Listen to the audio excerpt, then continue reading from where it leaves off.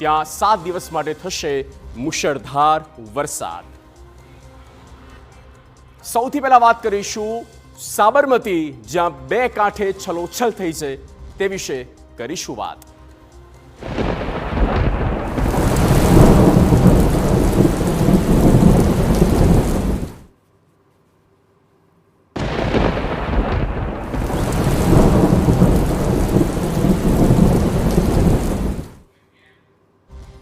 ચોમાસાની સિઝનમાં પ્રથમવાર સાબરમતી નદી હાલ બે કાંઠે થઈ છે।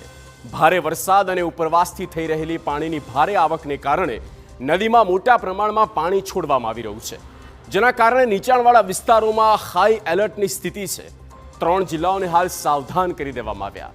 નદી કિનારે ન જવા માટે તંત્ર દ્વારા લોકોને અપીલ કરવામાં આવી છે।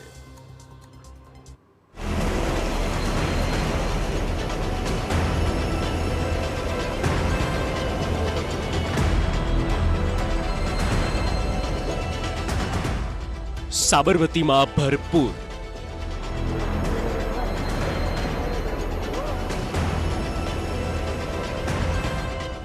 બે કાંઠે થઈ સાબરમતી।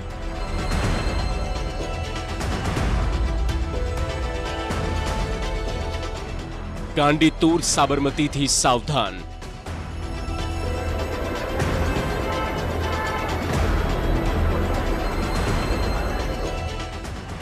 અમદાવાદમાંથી વહેતી સાબરમતી નદીનો નજારો જુઓ। ધોધમાર વરસાદને કારણે હાલ સાબરમતી નદીમાં પાણી છોડાયું છે।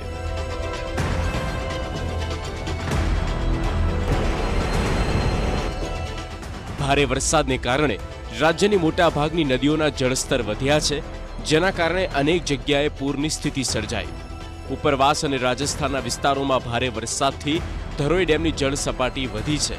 એવામાં સાબરમતી નદીમાં પાણી છોડવામાં આવ્યું છે, જેના કારણે સાબરમતી નદીની આસપાસના વિસ્તારમાં નીચાણવાળા વિસ્તારોમાં રહેતા લોકોને સાવચેત રહેવા સૂચના આપવામાં આવી છે।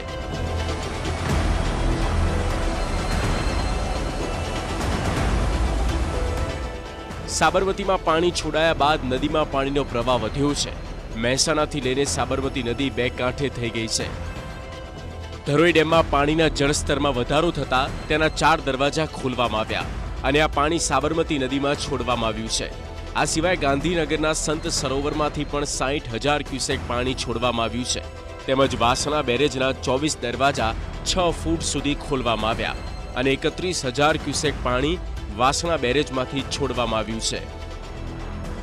હાલ સાબરમતીમાં પાણીનું વહેણ વધ્યું છે, જેના કારણે નદી જોખમી બની છે। આ સિવાય આ પાણી રિવરફ્રન્ટના વોકવે સુધી પહોંચી ગયું છે।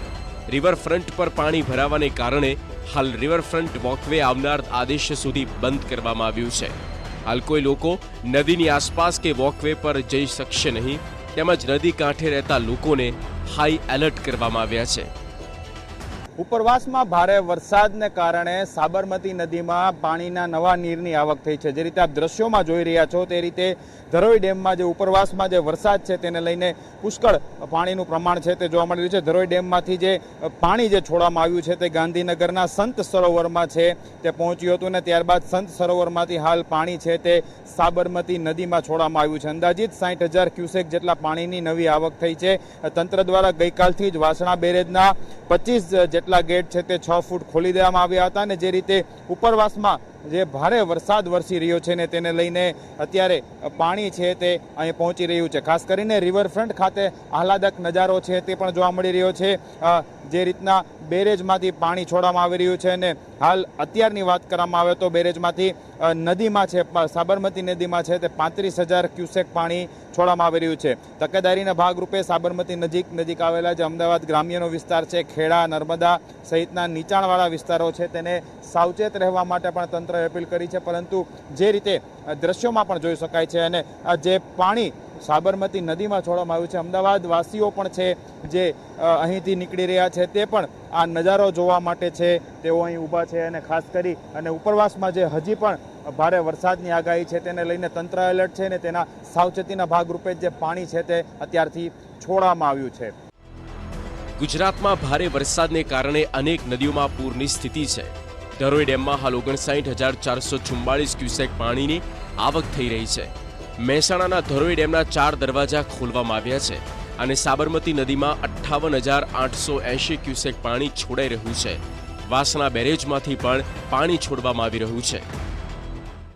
ઉપરવાસમાં વધારે વરસાદ થવાના પગલે સાબરમતી બે કાંઠે વહેતી જોવા મળી રહી છે. ધસમસતા પ્રવાહની સાથે સાબરમતીના દ્રશ્યો રમણીય જોવા મળી રહ્યા છે. સાથે જ સાબરમતીનો જે વોકવે છે તે વોકવેમાં કોઈ પણ વ્યક્તિઓને ન જવા માટેની સૂચના આપવામાં આવી છે.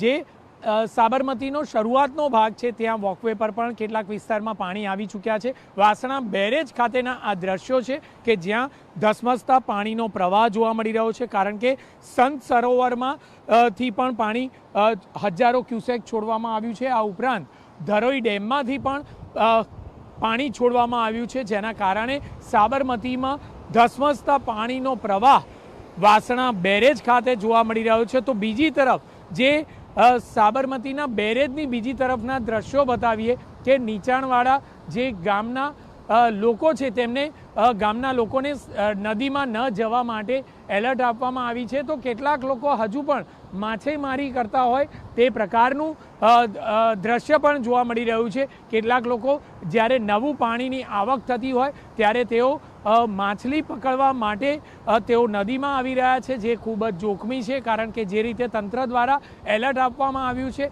તે એલર્ટ ગંભીરતાથી લઈ અને ગામ લોકોએ કેટલેક અંશે નદીમાં ન જવું જોઈએ, કારણ કે સાબરમતી નદીમાં ન માત્ર પાણીની આવક વધી છે, પરંતુ જળચર પ્રાણીઓ, સાપ જેવા અનેક જળચર પ્રાણીઓ પણ ધસમસતા પ્રવાહમાં આવ્યા છે.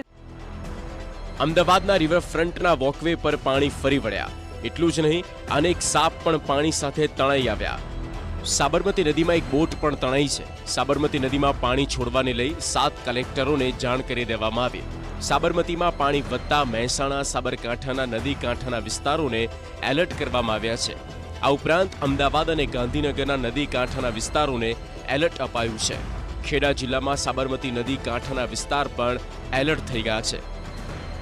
ઉત્તર ગુજરાતની જીવાદોરી સમાન ધરોઈ ડેમની જળ સપાટીમાં સતત વધારો જોવા મળ્યો.